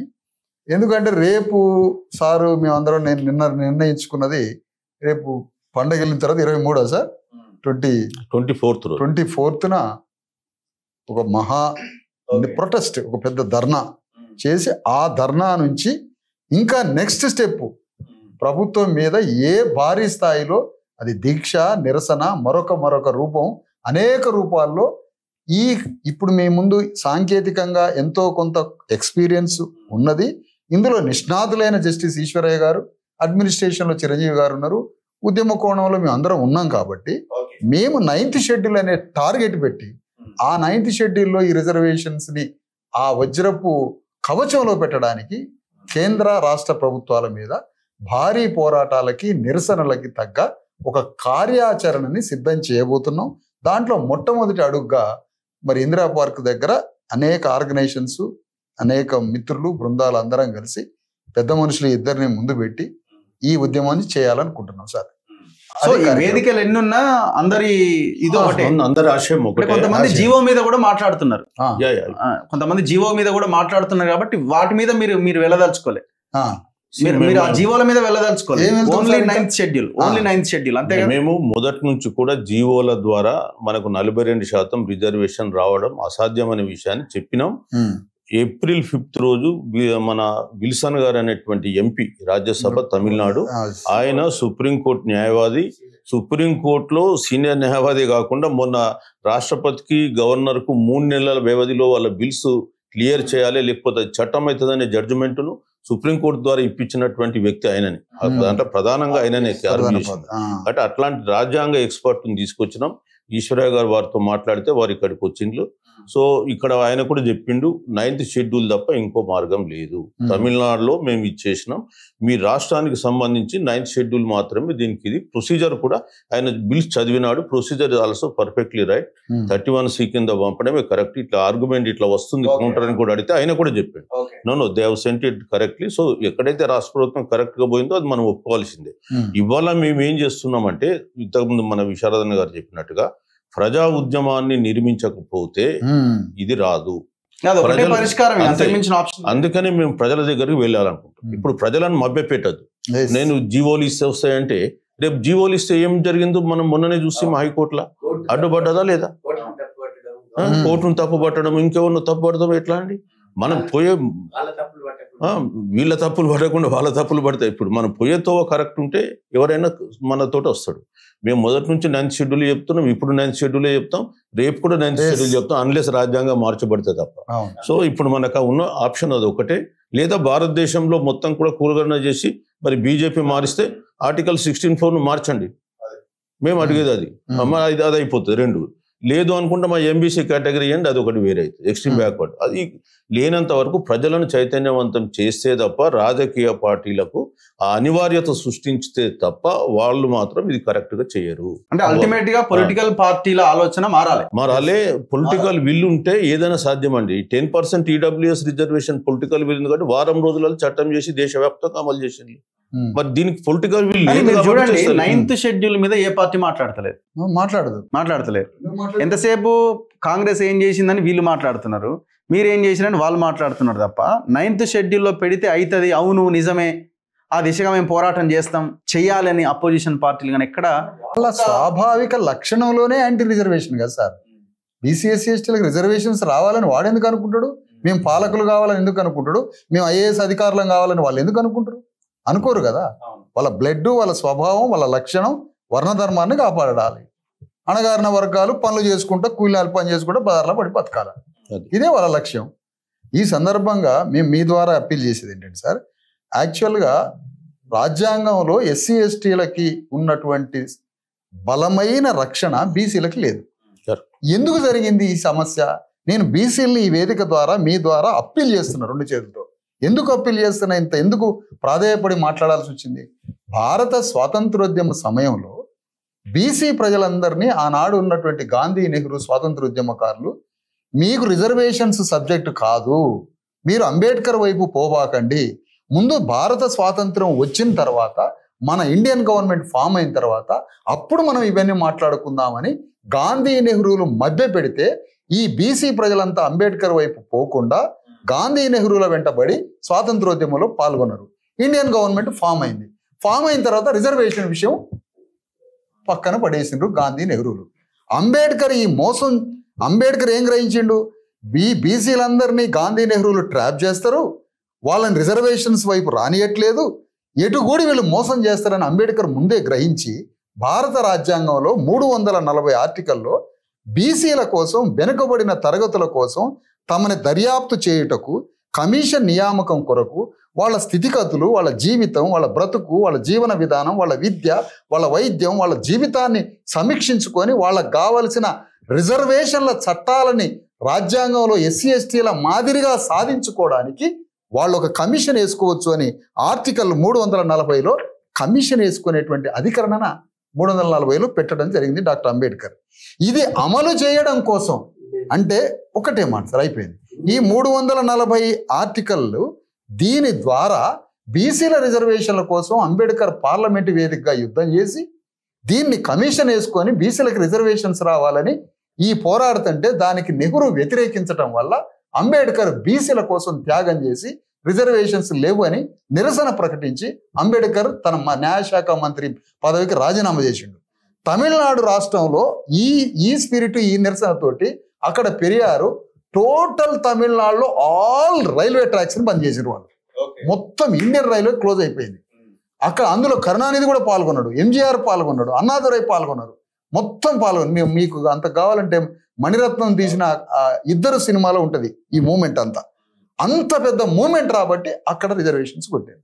అంతిమంగా నేను కోరేది ఏంటంటే ఎస్సీ ఎస్టీలకు వచ్చిన అంత బలమైన ఏదైతే రక్షణ కవచం ఉందో అది బీసీలకు కూడా రావాలి అని అంటే ఆనాడు అంబేద్కర్ ఉద్యమంలో బీసీలు రాకపాయే. ఆ తర్వాత ఈ మోసాలు, ఈ ప్రజలకు చైతన్యం లేదని బీసీలకు చైతన్యం లేదని కాలేకర్ కమిషన్ వేస్తే అది చెత్తబుట్టల పాలు అయితే అప్పుడు బీసీలు రాకపాయే. మండల కమిషన్ తోటి అంత పెద్ద ఉద్యమం నడిస్తే అప్పుడు బీసీలు లక్షల కోట్ల మంది పాల్గొనకపోయే. ఇప్పుడు కూడా తెలంగాణలో ఈ బీసీ కార్డుని అగ్రకులాలే ఆడతారు తప్ప గ్రామాల్లో విప్లవం రాకపోయే. ఈ బాధలో నుంచి మేము ఏం కోరుతున్నామంటే ఇక తరుణం ఆసన్నమైంది. గ్రామంలో జస్టిస్ ఈశ్వరయ్య గారు 75 ఏళ్ల పెద్ద మనిషి, రిటైర్ అయిన ఐఏఎస్ అధికారి. ఈ కాలంలో ఈ సమయంలో కూడా ఇప్పుడు గ్రామంలో జిల్లాలలో ప్రజల్ని చైతన్యం చేయడానికి బయలుదేరడానికి సిద్ధపడుతున్నాం. బీసీలంతా బయటకు వచ్చి ఎస్సీ ఎస్టీల మాదిరిగా తగు రక్షణ చట్టాలని రాజ్యాంగపరంగా తెచ్చుకునే సమయం ఆసన్నమైంది. 9th షెడ్యూల్లో పెట్టించుకొని ఈ వజ్ర సమానమైనటువంటి దైవ శాసనంతో సమానమైన ప్రస్తుతం 9th షెడ్యూల్లో పెట్టించుకోవడానికి బీసీలంతా కోట్ల మంది బయటకు వచ్చి ఈ ఉద్యమంలో పాల్గొనాలని మీ ద్వారా అప్పీల్ చేస్తున్నాం. లాస్ట్ కన్క్లూజన్ సార్, ఇక మీరు ఏం చెప్తారో ప్రజలకి ఒక్కసారి మన సమయం కూడా అయింది. ఇప్పుడు దీనికి తమిళనాడు స్ట్రగుల్ గురించి చెప్పారు. History of the struggle for the social justice Tamil Nadu పుస్తకమే వచ్చిందా? ఒక పుస్తకం వచ్చింది, history of the struggle for social justice in Tamil Nadu. 1920 నుంచి ఏం జరిగింది, ఎట్లా సాధించుకున్నారు, కమ్యూనల్ జీవో ఎట్లా వచ్చింది, మొత్తం స్ట్రగుల్ అట్లా పొందపరిచింది. ఓకే, దాని తర్వాత అది 89లో యాక్ట్ చేసిన బ్రిటిష్ గవర్నమెంట్ లో రిజర్వేషన్ తర్వాత ఇప్పుడు ఇప్పుడు మనకు 69% రిజర్వేషన్ చేసుకోవడానికి మొత్తం స్టెప్ బై స్టెప్ ఏం చేయొచ్చు అనేది ఎవ్రీ స్టెప్ అఖిల పక్షాలను ఎట్లా పెట్టినరు, ఏం చేసిండ్రు వాళ్ళు ఇప్పుడు తమిళనాడులో. తర్వాత యాక్ట్ 94 యాక్ట్ ఎట్లా పాస్ అయింది. తర్వాత ఇదంతా పాస్ అయినాక కడుపు మండి శంకర్ దయాళ్ శర్మ ప్రెసిడెంట్ సంతకం పెట్టి ఏమంటాడంటే although the quota system has taken away posts from Brahmins, no one could take away Brahmins brain. VP Singh ఏమన్నాడు, we don't need that Brahmin brain. ఇప్పుడు అడిగాను అంటే వాళ్ళ మైండ్ సెట్ జరిగింది ఏంటంటే తమిళనాడులో CM Brahmin, PM Brahmin, president of India is also Brahmin. ప్రజలు అట్లా కొట్లాడారు కాబట్టి జరిగింది. మన దగ్గర ఆ స్థాయి చైతన్యం లేదు కదా సార్. సో లాస్ట్ మీరు ఏం చెప్పదలుచుకున్నారు, ఎట్లా సాధ్యమవుతుంది, ప్రజా ఉద్యమం ఏ రకంగా ముందుకు తీసుకెళ్లాలి? ఇప్పుడు ప్రజా ఉద్యమం మా సోదరులు చిరంజీవులు గారు, మరి విశారదన్ మహారాజు, తర్వాత ఎన్నో సంఘాలు కూడా ఇప్పుడు మేమందరికీ సత్యం ఎక్కడుంది, న్యాయం ఎక్కడుంది, ధర్మం ఎక్కడుంది, ఎవరు నిజం మాట్లాడుతున్నారు, ఎవరు మోసం దగా చేస్తున్నారు, ఎవరు బీజేపీలో పని చేసుకుంటే నాయకత్వం ఎవరు ఇస్తున్నారు, ఎవరు కాంగ్రెస్ కు కట్టుబడి లేకపోతే కాంగ్రెస్ కు లొంగి ప్రలోభాలకు లొంగి ఎవరు చేస్తున్నారు, నిజ స్వరూపాలన్నీ సమాజానికి తెలిసింది. కాబట్టి ఒక్కొక్కరు అందరూ కూడా మాతోని వస్తారు అని ఈ న్యాయ పోరాటంలో, ధర్మ పోరాటంలో పాల్గొంటారని మా యొక్క నమ్మకం ఉంది. కాబట్టి ఒక పెద్ద ప్రజా ఉద్యమం ఒక పెద్ద చెలిపి గానివాలాగా, ఒక పెద్ద పెను తుఫాన్ లాగా మారుతుందని మాకు నమ్మకం ఉంది. కాబట్టి ఖచ్చితంగా ఈ ప్రజా ఉద్యమంతోనే ఒక పెద్ద ఒక అద్భుతం జరగవచ్చు ఇక్కడ. ఎందుకంటే అక్కడ పెరియార్ రామస్వామి సామాజిక న్యాయము చిన్నపిల్లని టచ్ చేస్తే ఎట్లా చెప్తారో, రాజ్యాంగంలో ఉన్నటువంటి ప్రాథమిక హక్కులు, ప్రాథమిక సూత్రాలు, హ్యూమానిటీ, మానవత్వం, వీఆర్ ఈక్వల్, మన మనుషులందరూ ఈక్వల్. ఈ కుల వ్యవస్థను రూపు మార్పి అట్టడుగు మనిషి కూడా వాడు అభివృద్ధి చెందాలి. ఇప్పుడు అంతిమం అని వాళ్ళు చెప్తారు, బీజేపీలు ఆర్ఎస్ఎస్ చెప్తారు కానీ అంత్యోదయ అని చెప్తారు కానీ ఆ అంత్యోదయ మా నుంచి వస్తుంది కానీ బీజేపీతోని, ఆర్ఎస్ తోని, కాంగ్రెస్ తోని రాదు అని మేము అనుకుంటున్నాం. కాబట్టి మేము నిన్ననే చెప్పినాము, మేము పాండవులము, పాండవ పక్షపాతి పరమాత్ముడు. కాబట్టి ఈశ్వరుడు మాయందున్నాడు, మాకు సత్యం మాయందున్నది, ఎప్పటికైనా సత్యమేవ జయతే అని మా యొక్క నమ్మకం. Thank you very much Eshwaraiah sir, and justice Eshwaraiah garu, and Visharadan గారు, అండ్ చిరంజీవులు సార్. సో ప్రజలు ఒకటే ఆలోచించాలి, ఇప్పటికైనా మనం మేల్కోవాలి. ఎన్నో ఉద్యమాలు, స్వాతంత్ర పోరాటము, తెలంగాణ ఉద్యమము, ఎన్నో ఉద్యమాలు చేసిన చరిత్ర మనది కదా. మరి బీసీ ఉద్యమాన్ని మనం ఎందుకు నిర్మించలేకపోతున్నామని ఒక్కసారి మనం ప్రశ్న వేసుకోవాలి. ఇంకా సిగ్గు విడిచి మనం గట్టిగా చెప్పాలంటే కనీసం ఆ వైన్ షాపుల్లోనో పర్మిట్ రూమ్లోనో బార్లలో కూర్చున్నప్పుడైనా కనీసం ఈ అంశం మీద మాట్లాడండి, ఒక క్లారిటీ వస్తుంది. ఎందుకంటే ఈ రకంగా కూడా మాట్లాడుకోవాల్సిన సిచ్యువేషన్ వస్తున్నది ఇప్పుడు.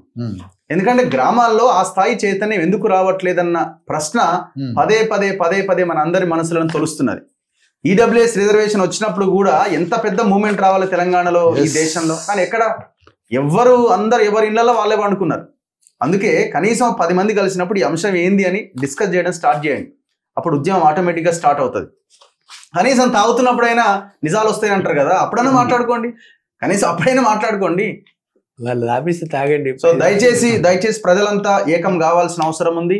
ఈ ఉద్యమాన్ని మరింత మరింత మరింత బలంగా ముందుకు తీసుకెళ్లాలి. అప్పుడే సమానత్వము ఇవన్నీ మనకు వస్తాయి, మన పిల్లలకు చదువు వస్తుంది, మనకు వైద్యం అందుతుంది, మనకు ఉద్యోగాలు వస్తాయి, అన్నీ వస్తాయి. సో ఇది ఈ బీసీ అదాలత్, ఈ ఇంటర్వ్యూ ద్వారా, ఈ డిబేట్ ద్వారా మీకు ఎంతో కొంత ఇన్ఫర్మేషన్ మీరు గెయిన్ చేసుకున్నారని మేము భావిస్తున్నాం. చూస్తూనే ఉండండి మన తొలి వెలుగు.